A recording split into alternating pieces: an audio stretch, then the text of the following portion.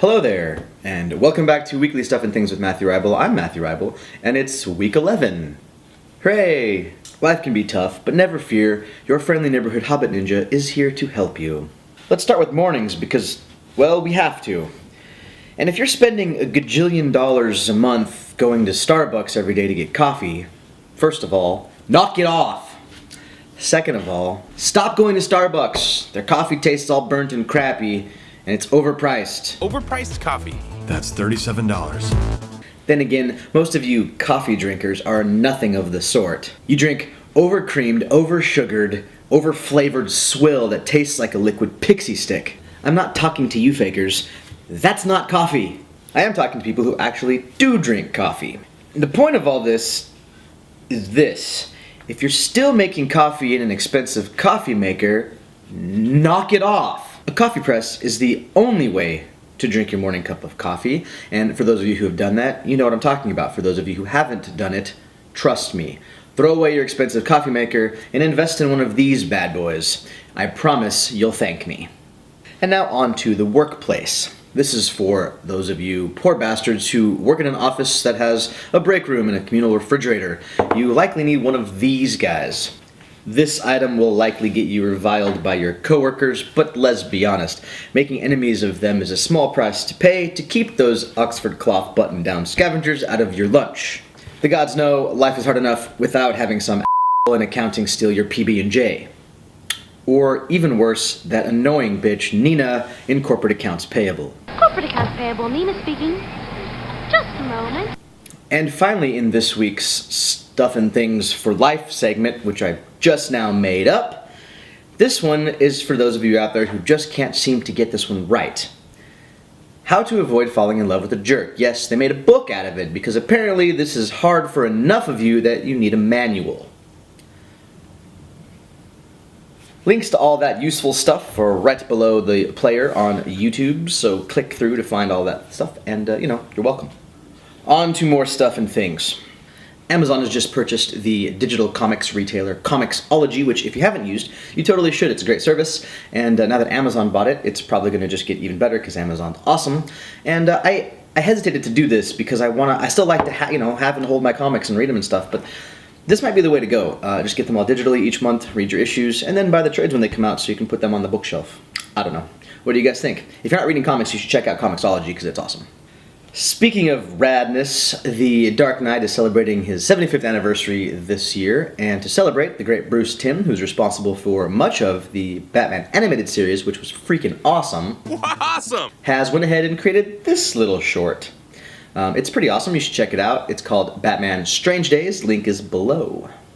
I really like this sort of retro-y throwback poster for the upcoming Godzilla in theaters this May, and I have decided that this movie will be my first experience with a D-Box theater. What's a D-Box theater, you may ask? It's this. It's expensive to go to. Tickets are like $18.50 a piece, but the chairs move and rumble and do stuff. It's kind of interactive with the film that's happening when you're watching it. It's supposed to be really awesome and immersive, and I'm excited to go check it out. Have any of you been to a D-Box theater? If you have, what did you think? I just feel like going to see Godzilla in a D-Box seems like peanut butter and jelly. You know what I mean? They go together. So I'm going to do that. And I'll tell you all about it. It'll be cool. Sci-Fi Network has plans to serialize The Expanse, a series of books by writing team James S.A. Corey. The first book, entitled Leviathan Wakes, was a Hugo and Locus Award nominee. It's going to be the most ambitious project that the network has undertaken, and it's just kind of a big, epic space opera, and I'm kind of excited to see how this turns out. Have any of you read this book series? If you have, let me know what you thought of it. I think this may be the next thing I pick up and start reading, because I've kind of shelved the Peter V. Brett series for now, because the books aren't all finished, and I don't want to wait, because waiting is dumb, and I'm not patient. Street Fighter fans might actually finally get some pretty rad-looking live-action content in the form of Street Fighter Assassin's Fist. It's a new ongoing series coming to the Machinima channel, and you should check out this trailer. It is the Ryu trailer, and the link to it is below. Even though I fully expect this movie to be a cluster of fail, I am excited to hear that Galvatron will be in the new Transformers movie. There's a link below to take you to the site that shows you the entire roster of bots that are going to be in this film, and some pictures of the new look that they have in this movie. I don't know how to feel about this. Just a friendly reminder, Trials Fusion drops on the 16th of this month, and there's a new trailer up showcasing the pretty rad-looking multiplayer component, and you have 4 wide going down this baby. That sounded wrong every way. Yep. Anyways.